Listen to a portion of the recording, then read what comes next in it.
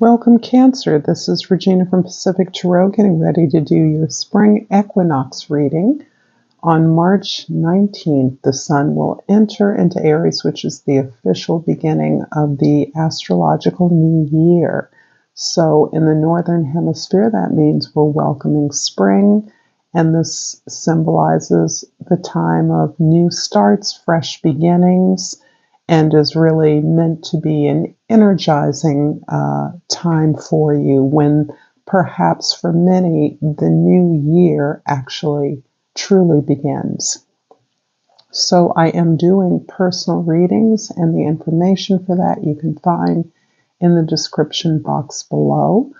I give away a free reading on or about the first of each month, and the winners I select from the comments and donations that have been previously received. So I thank all of you who are participating in this. It is fun, and I feel really supported. And I also want to thank those of you that are here now. Your presence here is what's most important to what I do. So thank you in advance for whatever love and support you send my way. It is deeply appreciated. So Cancer, your overall energy, the Emperor. The Emperor is about being in control of yourself, recognizing the limits of control that you have in the world, and really taking full responsibility for your experiences in the world, for your relationships, and for your plans, for your vision of the world, understanding that your thoughts in many ways are what have created your reality. This is a powerful connection because the construction of our thoughts as well as our beliefs are what empower our world, what manifests tangibly around us. So this feels like a moment of power for you, and this card is sometimes associated with a variety of other signs.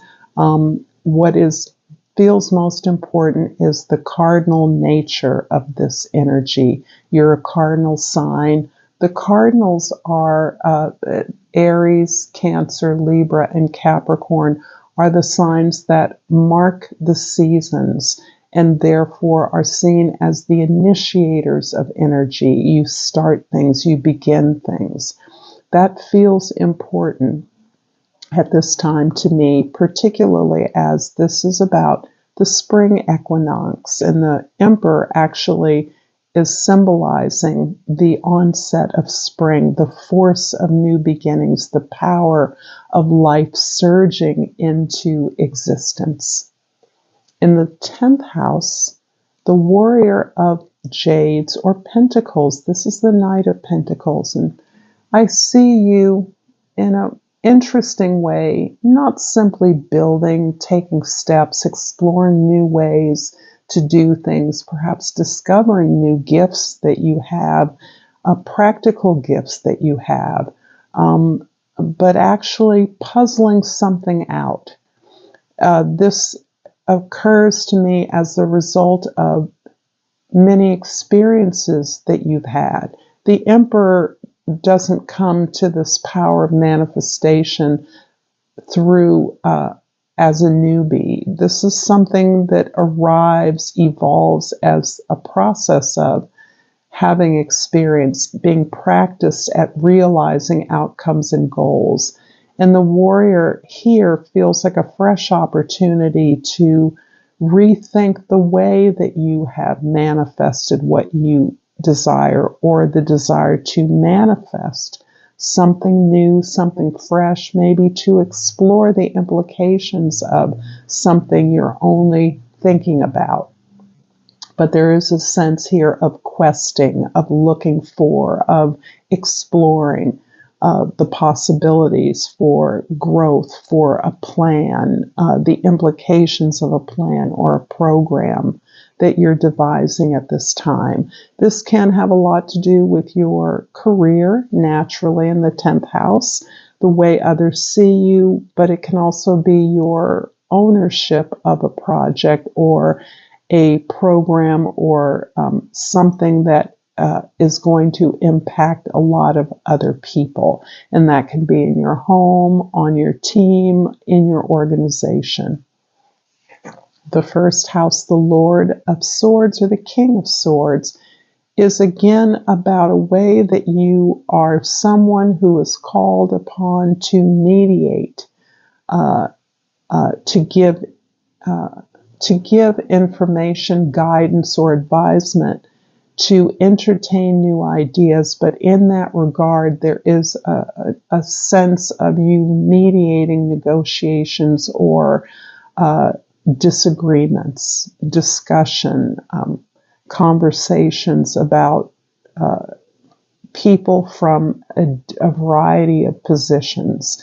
Your clear-sightedness, your dispassionate approach, which is one of the most valuable things that Cancer is often not seen, but because of your emotional fluidity, maturity, intelligence, you're actually able to separate yourself from that intuition as you mediate and actually ask or are curious about the motivations and the intentions of others as a factor in your negotiations. The Two of Cups in the fourth house is really, again, about some deep connections that you're making, perhaps through your family. This can be in your long-term relationship, your marriage, your spouse. This can be a way that you are making connections with family members that have not been, you have not experienced before. This can be finding a friend in an unlikely place for you. There's a lot of this is also perhaps about you gaining the respect of others who did not see you as a peer or an equal, saw you as an outsider. But in this particular instance, your efforts at negotiating, creating something, designing a program or a path forward on behalf of others is gaining you some kind of respect or honor that you have not experienced before. In the seventh house of your significant others, the Ten of Swords. And it seems like so many of us are dealing with this release of the idea of the labels, the capacity that has been assigned to you.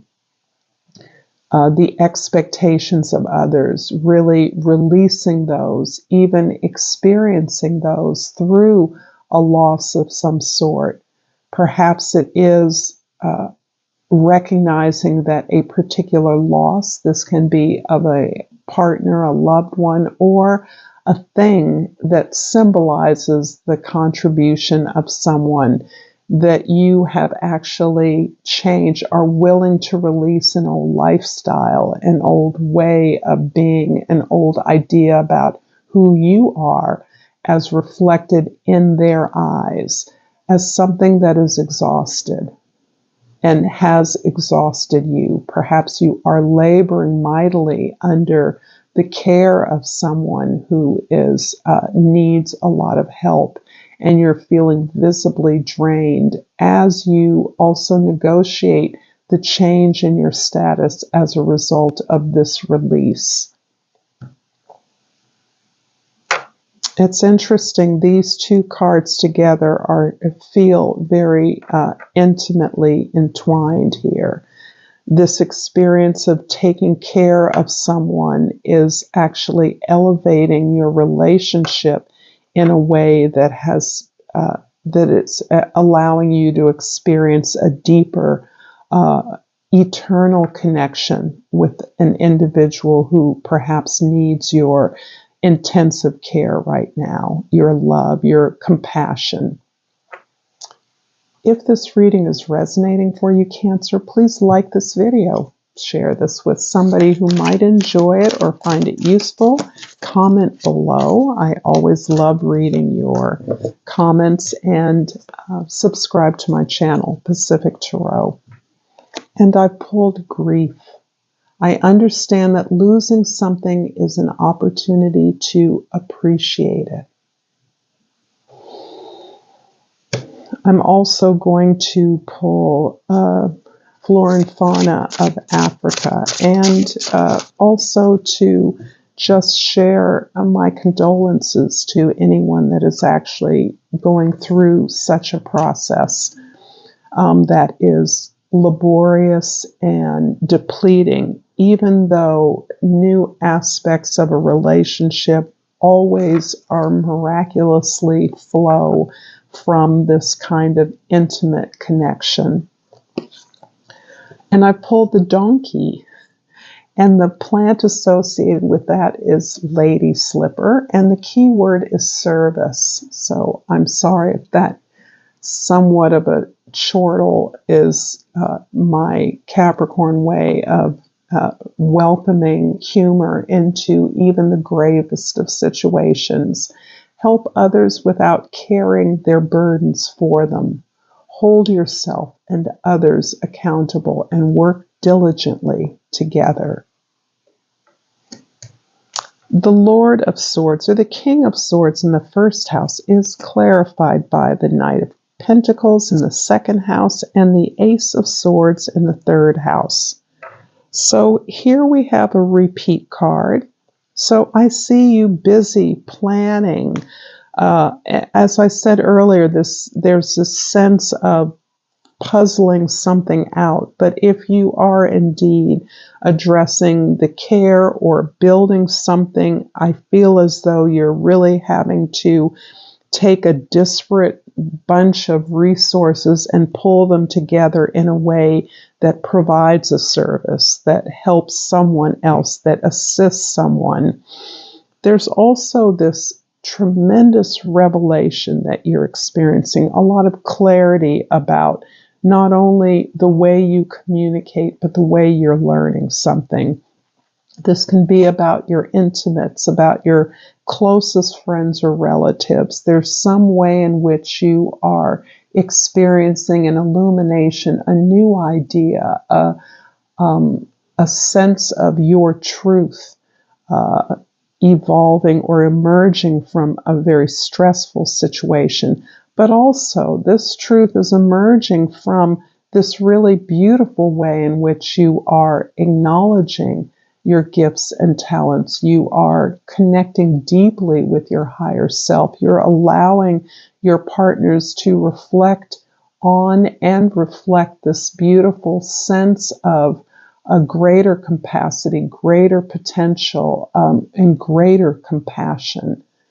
But this is somehow illuminating your story or giving a new element to your narrative.